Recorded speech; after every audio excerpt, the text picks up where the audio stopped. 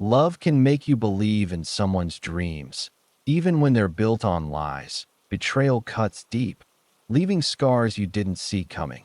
This is Diego's story of trust shattered and the strength to rebuild. My name is Diego Morales, 34, a landscaper in Phoenix, Arizona. My life's been shaped by the desert, its heat, its stubborn beauty. I'm Mexican American, born to parents who crossed the border with nothing but grit and a dream for better. They worked fields, cleaned houses, and taught me that hard work is how you carve out a place in the world. I took that lesson and built my own landscaping business, Morales Greenscapes. It's small, just me and a crew of four, but every trimmed hedge, every xeriscaped yard feels like a piece of me. My hands are rough, my boots caked with red dirt, but I'm proud of what I've made. I'm married to Carla, my high school sweetheart. We met at 16, back when I was a shy kid sketching desert plants in my notebook, and she was this whirlwind of color, always painting or talking about art. Her energy pulled me in. No kids yet. Carla always said she wasn't ready, and I figured we had time. We got married 5 years ago under a saguaro cactus at sunset, the sky blazing orange. It felt like a promise we'd always have each other's backs. Carla's an artist, the kind who sees the world in ways I can't. Her paintings are wild, bold strokes, colors that clash and somehow work. I loved that about her. Even when her dreams outran our bank account, my business kept us steady, bringing in enough for rent, groceries, and her art supplies. I'd take on extra jobs, like redesigning a retiree's backyard, just to buy her the fancy paints she wanted. Her work wasn't selling much, though. A few commissions, a couple of group shows, but nothing big. Still, I believed in her. She had this fire when she talked about her big break, like it was destiny. 2 years ago, Carla came to me with stars in her eyes. Diego, I got it, she said, practically bouncing. A gallery in Santa Fe wants me for a solo show. This is my shot. She showed me emails from the gallery owner, a slick guy named Victor, and mock-ups of her exhibit. It sounded legit. Her paintings, framed big, under gallery lights. But the catch? It had cost $50,000 up front, space rental, framing, promotion, travel. She laid it all out. My heart sank. That was more than we had, more than my old truck and tools combined. We'll make it back, she swore, grabbing my hands. This is for us. Diego, our future. I'm not a risk taker. I'm the guy who checks every sprinkler head twice before signing off on a job. That number, $50,000, kept me up at night. But Carla's passion was contagious. She talked about art collectors she was meeting, networking, trips to places like LA and Denver. I trusted her, so I took out a loan against my business, signing my name to a debt with an interest rate that felt like a punch. I told myself it was an investment in her, in us. I worked longer hours, sunrise to dusk, to cover our bills while Carla prepped. She was gone a lot, meetings with Victor, trips to source specialty materials. I'd come home, dirt under my nails, to an empty house. Her sketches were everywhere, half-finished canvases leaning against walls. I'd cook carne asada, her favorite, and wait for her to tell me about her day. She'd talk about critics, color palettes, the vibe of her show. I didn't always understand, but I loved her spark. My crew kept me grounded. Miguel, my best friend since high school, would tease me about my fancy artist wife while we hauled gravel, but I started noticing things. Carla's phone buzzed constantly, and she'd step outside to answer. Once, I saw a text from someone named Lila about a weekend in Napa. Just a friend, Carla said when I asked. I let it go. I was tired, stretched thin between work and loan payments. The gallery show was supposed to be our turning point. The moment everything clicked, I pictured us celebrating, maybe even talking about kids. But the desert teaches you, sometimes the horizon you're chasing is just a mirage. The weeks before Carla's gallery show were a blur of sweat and worry. I was pulling 12-hour days, reshaping yards across Phoenix, the sun baking my back. My crew, Miguel, Juan, and the new guy, Eddie, kept things light, blasting cumbia from a battered speaker while we worked. But I was distracted. My mind split between invoices and Carla's promises. The $50,000 loan hung over me like a storm cloud. I'd check my bank account at night, watching the balance dip as interest piled up. Carla kept saying, "It's an investment, Diego. Trust me." I wanted to. Carla was home less and less. She'd breeze in late, smelling of perfume and wine, talking about networking with gallery folks. Victor says we need to impress the right people, she'd explain, tossing her bag on the couch. Victor, the gallery owner, was her new favorite name. He was some big shot from Santa Fe, always calling her with updates. I tried to be supportive, but it stung when she'd brush off my questions. You wouldn't get it, she'd say, scrolling her phone. I'd nod, feeling like an outsider in my own marriage. I started noticing more cracks. One night, I was cleaning up her art supplies, paint tubes scattered like confetti, and found a receipt tucked under a canvas. It was for a boutique hotel in Napa, $800 for 2 nights, dated a month back. My gut twisted. She told me that trip was a one-day meeting with a collector. I confronted her, holding the receipt like it was evidence. What's this, Carla? She barely blinked. Oh, Lila needed a place to crash after our meeting. It was easier to book a suite. Lila again, her artist friend who was always texting. I wanted to believe her, but the math didn't add up. Work was my escape. I'd lose myself in designing a client's cactus garden, plotting out agaves and yuccas like they were puzzle pieces. Miguel noticed I was off. Over lunch, tacos from a food truck. He nudged me. You good, Jeef?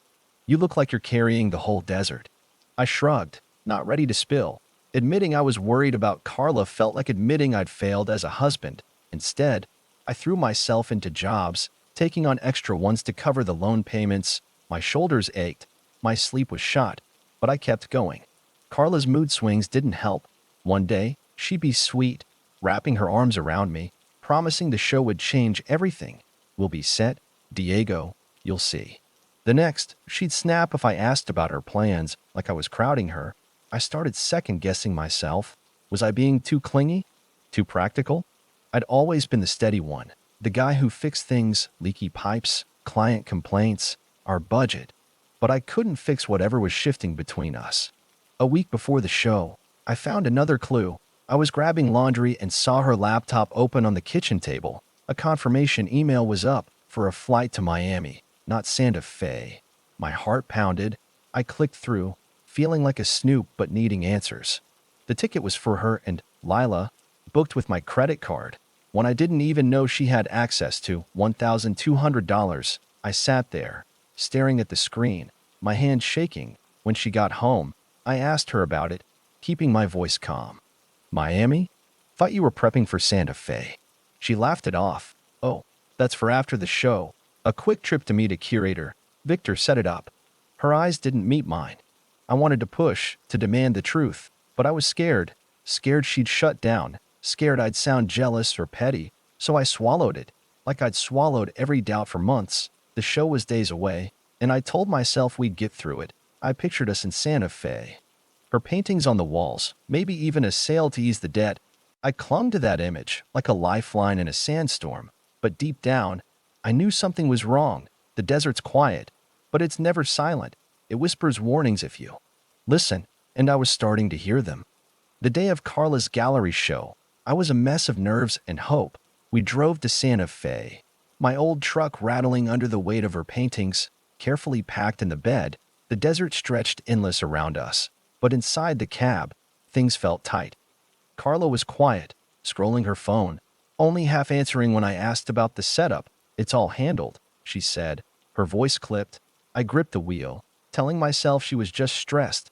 This was her big moment, our big moment, the dollar. 50,000 loan was a boulder on my shoulders, but I pictured her selling a painting, maybe 2, and lightening the load. The gallery was smaller than I'd imagined, tucked between a coffee shop and a boutique. No big sign, just a handwritten poster with Carla's name. Inside, her paintings looked good, vibrant, chaotic, like her. But the place felt off. Only a handful of people showed up, mostly locals who seemed more interested in the free wine than the art. Victor, the gallery owner, was there, all slick hair and fake smiles. He shook my hand too quick, barely meeting my eyes. Carla hovered near him, laughing at his jokes, her hand brushing his arm. I tried to ignore the knot in my chest. I wandered the room, feeling out of place in my best button-up. The one Carla said made me look sharp. I overheard 2 women whispering about the show, saying it felt rushed. My stomach sank. I found Carla and asked, "Is this what you expected?" She snapped. What's that supposed to mean? You don't get it, Diego. Her words stung, but I backed off, not wanting to ruin her night. By the end, not a single painting sold. Victor shrugged, saying, art's a tough market. Carla looked crushed, but she didn't reach for me. She just stared at her phone. The drive home was silent. I kept replaying the night, the empty gallery, Victor's smug face, Carla's distance. I wanted to ask what went wrong, but her walls were up. When we got back to Phoenix, she said she needed space, crashing at a friend's for a few days. I let her go, figuring she was processing the flop, but days turned into a week, and my calls went to voicemail. I threw myself into work, hauling rocks and planting succulents, anything to keep my mind off the silence at home. Then I found the bank statement. It was stuffed in a drawer, buried under her art magazines. The loan account showed withdrawals I didn't recognize, thousands gone to places like a Miami spa, a Vegas casino, a Napa winery. My hand shook as I pieced it together. Those networking trips? They weren't meetings. She'd been living it up, blowing our money, my money, on luxury getaways. I checked her laptop, hating myself for it. Emails to Lila, not Victor, gushing about rooftop bars and first-class flights. One said, Diego's clueless. He thinks I'm working. I felt like I'd been kicked in the gut. All those late nights I'd spent sweating for clients, every extra job I took to cover the loan, and she was out partying. I called her, my voice shaking. Carla, what the hell? The money's gone.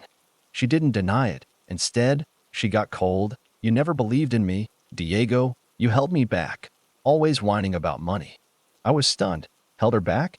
I'd given everything, my savings, my trust, my heart.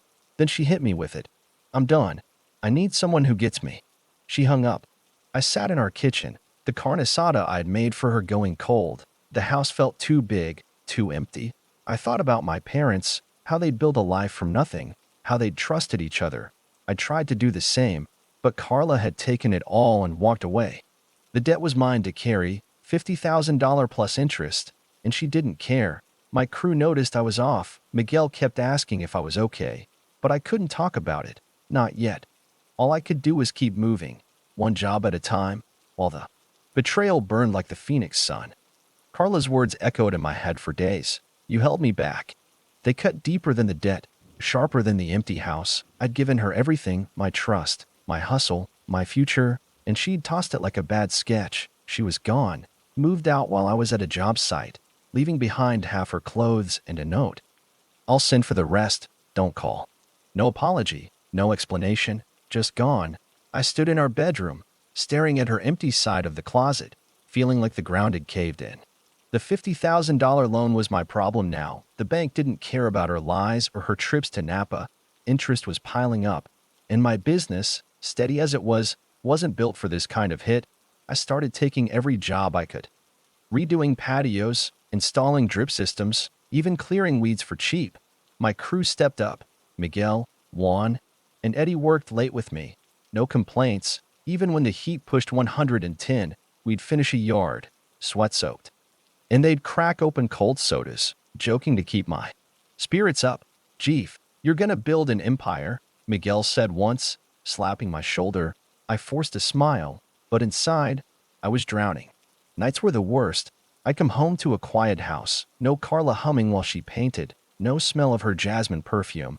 I stopped cooking carne asada, too many memories. Instead, I'd heat up whatever was in the fridge, usually leftovers from my mom's tamales, and sit at the kitchen table, staring at the loan statements. I did the math over and over, figuring I'd need to double my workload to pay it off in 5 years. 5 years of grinding for her betrayal.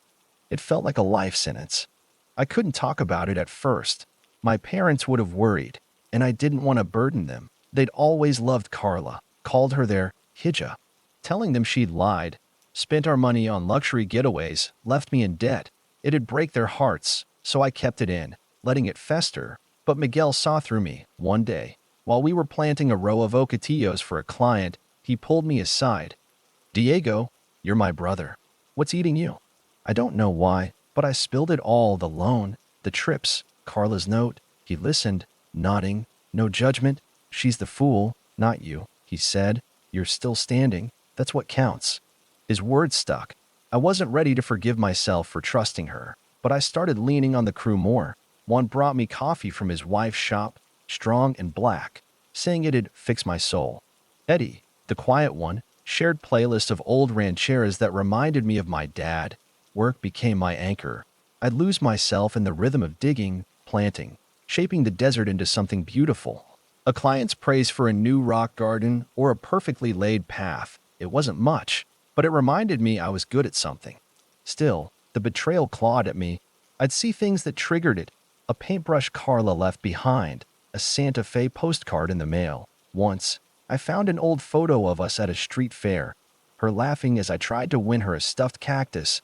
I almost tore it up, but I couldn't. Instead, I shoved it in a drawer, like I was shoving down the part of me that still loved her. I started avoiding places we used to go, like the taco stand where we'd split El Pastor on date nights. Phoenix felt smaller, like every corner held a ghost. I wasn't sleeping much, running on coffee and stubbornness. The debt was a mountain, but I was chipping away, job by job. My crew had my back, and that kept me going. I didn't know how to fix the hole Carla left, but I knew I couldn't let it define me. The desert's harsh, but it's also patient. Things grow if you give them time.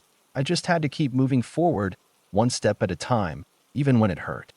The months after Carla left were like working a job site in a dust storm, grit in my eyes, no clear path. But I kept swinging the shovel. The $50,000 debt was a constant weight. Like a rock I carried everywhere, I was up to my neck in payments, pulling double shifts to keep the bank off my back. My landscaping business was surviving, but barely. Every dollar went to the loan or bills, leaving me with just enough for gas and groceries. I stopped checking my savings account. The number was 2. Depressing. Work was my lifeline. My crew, Miguel, Juan, and Eddie, became my family in a way I hadn't expected. We'd tackle big jobs, like turning a client's barren yard into a desert oasis with palo verdes and boulder paths. They didn't pry, but they knew I was hurting. Miguel started bringing extra tortoise from his mom's kitchen, saying, "You're too skinny, Jeef." One would drag me to his kids' soccer games on weekends, giving me something to focus on besides the empty house. Eddie, still the quiet one, left a sketchbook on my truck's dashboard one day. "Saw you doodling plants," he mumbled. "Thought you might use it." I hadn't drawn since high school, but the gesture hit me hard. I finally told my parents about Carla. It was over Sunday dinner at their place, the smell of mold filling the air. My mom's face fell when I explained the loan, the lies, the way Carla walked out. My dad, usually all jokes, got quiet. "Me, Joe. You gave her your heart," he said. "That's not weakness. Her betrayal is her shame, not yours." My mom hugged me, her apron still dusted with flour, and promised to help however they could. They didn't have much, but they sent me home with Tupperware and a check for $500, money I knew they'd scraped together. I tried to refuse, but Mom wouldn't hear it. "Family carries each other," she said. That support kept me afloat, but the betrayal still burned. I'd wake up at 3 a.m., replaying every moment. I missed the signs, Carla's late nights, her vague stories, the Napa receipt. I felt like a fool for trusting her, for believing we were a team. I stopped looking at her old paintings, still stacked in the garage. They used to feel like part of us. Now they were just reminders of what I'd lost. I thought about selling them, but it felt too petty. Instead, I covered them with a tarp and tried to move on. Then, one night, I picked up Eddie's sketchbook. I was exhausted, sitting on my couch with a lukewarm beer, the house too quiet. I started sketching a saguaro under moonlight, its spine sharp against the sky. It felt good, like I was pouring something out that had been stuck inside. I kept going, drawing desert plants, my crew working a job, even my parents' backyard. It wasn't Carla's kind of art, all bold and chaotic. Mine was simple, precise, like the lines of a well-planned garden. It reminded me of the kid I used to be, before life got heavy. Painting became my escape, a way to quiet the noise in my head. I bought cheap watercolors from a dollar store and started messing around on weekends. Nothing fancy, just blending colors, trying to capture the way the desert glows at dusk. It wasn't about being good. It was about feeling something other than anger or hurt. Miguel caught me at it one day, peeking at my sketchbook when I left it in the truck. "Damn, Diego," he said, grinning, "you're holding out on us." I laughed for the first time in weeks. The debt was still there, a slow grind I chipped away at with every paycheck. My crew kept me steady, my parents kept me grounded, and painting gave me a spark I hadn't felt in years. I wasn't healed, Carla's betrayal still stung. And trust felt like a luxury I couldn't afford. But I was moving. One job, one sketch, one day at a time. The desert doesn't rush growth. It waits. And I was learning to do the same. The debt was like a shadow that followed me everywhere. But I was starting to see light around the edges. I'd paid off a chunk of the $50,000, maybe $8,000, by taking every landscaping job I could, big ones, like redesigning a lawyer's backyard with a fire pit and succulents, and small ones, like weeding for an elderly couple who tipped me with homemade churros. My crew was my backbone. Miguel, Juan, and Eddie worked overtime with me.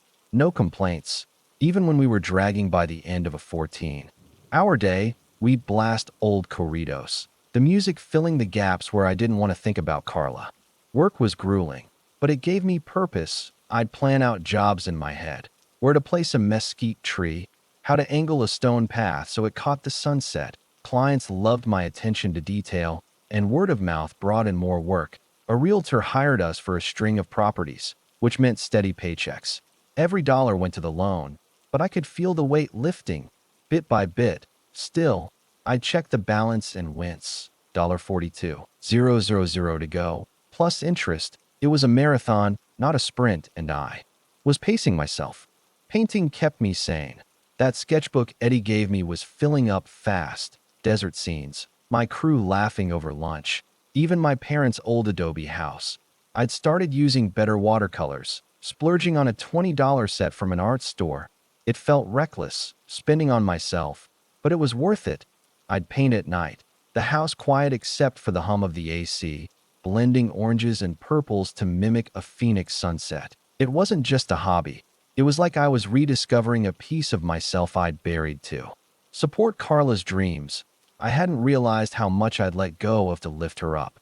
My crew noticed the change. One day, while we were laying gravel for a client's driveway, one caught me sketching during a break. "You're an artist now, huh?" he teased, but there was pride in his voice. I shrugged, embarrassed, but Miguel chimed in. "Better than your wife's stuff." Jeef. Hers looked like a kid threw paint at a wall.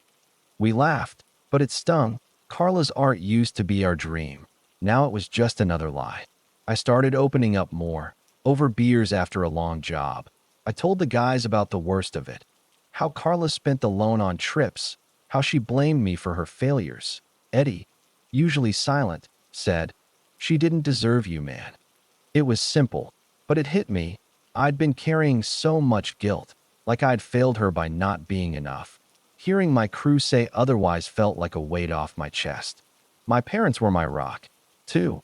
Mom started inviting me over more, feeding me pozole and stories about her and Dad's early days. "We fought, me, Joe, but we never stopped trusting," she said one night, stirring a pot. "You'll find someone who values you." I wasn't ready to think about that. Dating felt like a minefield after Carla. I'd see couples at job sites, holding hands, and it'd twist something in me. Part longing, part fear. Trust was a word I didn't touch anymore.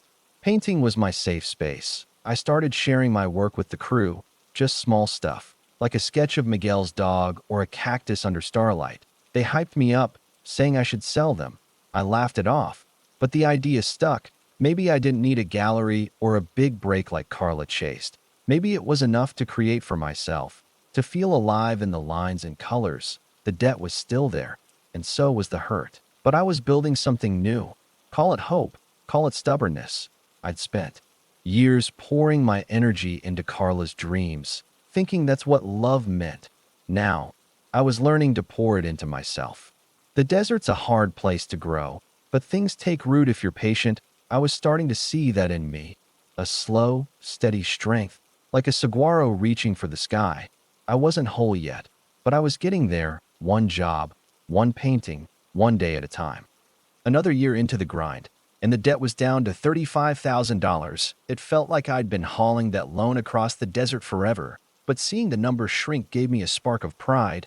My landscaping business was picking up new clients.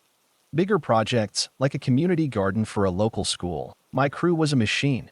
Miguel calling the shots, one handling irrigation, Eddie quietly perfecting every detail. We'd finish a job, step back to admire a freshly laid desert landscape, and I'd feel something close to peace. Work was my proof I could rebuild, even after Carla tore everything down. I was painting more, too. My sketchbook was full, so I bought a bigger one, along with some acrylics to mix with my watercolors. I'd set up on my patio at dusk, the air cooling, crickets humming, and paint the desert, red rocks, saguaros. The way the sky burned gold, it wasn't about being good, like Carla always chased. It was about me, about capturing something real. I'd lose hours out there, the brush moving like it knew where to go. One night, I painted a memory, my parents dancing in their backyard to an old mariachi song. It wasn't perfect, but it felt alive. My crew started pushing me to show my work, put it online. Jeef, Miguel said one day, wiping sweat off his brow after we finished a client's boulder wall. People pay for that artsy stuff. I laughed, but he wasn't joking. One chimed in, saying his cousin sold prints on some app. I wasn't ready for that. But I did start leaving sketches at job sites, little gifts for clients, like a drawing of their new garden. They loved it. And one lady even framed hers. It was small, but it made me think maybe my art could mean something to someone else. I still thought about Carla, though the anger was fading into something heavier, like regret. I'd found more of her lies, credit card statements buried in old mail, showing she'd racked up another $2,000 before she left. I paid it off, cursing her name under my breath. I wondered where she was, if she was still chasing her big break with someone else's money. Part of me wanted to know, but most of me didn't. She'd made her choice, and I wasn't her safety net anymore. My parents kept me grounded.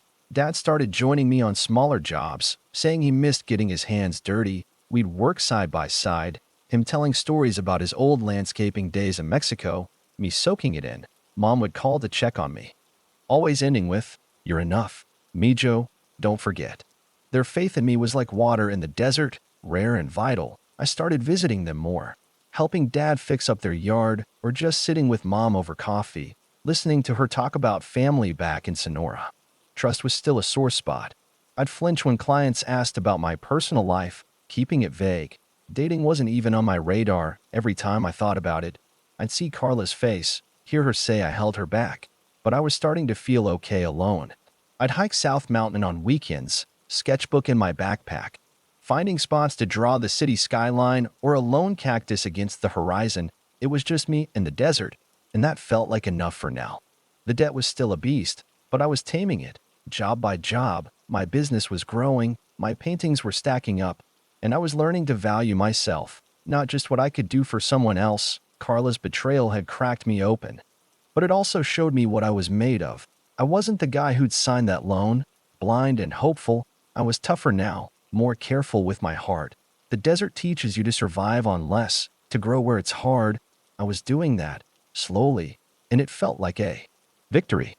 2 years after Carla walked out, I was down to the last $10,000 of the debt. It felt surreal, like I'd been climbing a mountain and could finally see the top. My landscaping business, Morales Greenscapes, was thriving. New contracts with a golf course and a strip mall kept us busy. My crew, Miguel, Juan, and Eddie, were my brothers now, not just employees. We'd finish a job, like sculpting a client's yard into a desert showpiece, and celebrate with beers at a dive bar, toasting to surviving the grind. Their loyalty meant more than I could say, especially after Carla's betrayal. I'd paid off most of the loan by sheer stubbornness, taking every job that came my way. I'd wake at 5 a.m., load my truck with tools, and work until the stars came out. My hands were rougher, my back ached. But every payment to the bank felt like reclaiming a piece of myself. The interest had been brutal, but I negotiated a better rate last year, shaving months off the timeline. I could almost taste freedom, a life where my money was mine again. Painting had become my heartbeat. My patio was my studio, cluttered with canvases and paint tubes. I'd upgraded to oils, their thick texture suiting the desert's rawness. I painted saguaros at dawn, my crew hauling dirt, my parents' laughter, one piece. A lone Ocotillo against a stormy sky felt like me, battered but standing. I started posting photos online, just for kicks, and got likes from strangers. A local coffee shop even asked to hang a few for sale. I sold my first painting for $100.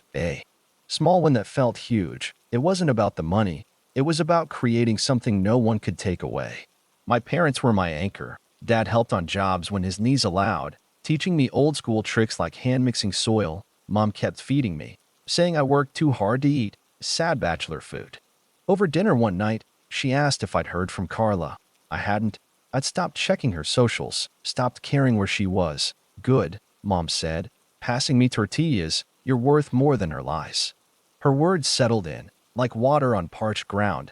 I wasn't the guy who'd trusted Carla blindly anymore. I was stronger, guarded, but not broken. The crew kept me laughing. Miguel teased me about my art star status, saying I'd ditched them for a gallery. Juan's daughter drew me a cactus picture, saying I inspired her. Eddie, still quiet, helped me frame my paintings, his precision matching mine. Their support filled the space Carla left. I didn't need her chaos. I had people who showed up, no strings attached. I was single and okay with it. Trust was still a bruise. Every smile from a woman at a client's house made me wary. I'd hike alone, sketchbook in hand. Finding peace in the desert silence, South Mountains trails became my church. Where I'd sketch boulders or a hawk circling above, I didn't need love to feel whole. Not now. My business, my art, my family, that was enough. Carla's betrayal taught me a hard truth. Love doesn't mean loyalty.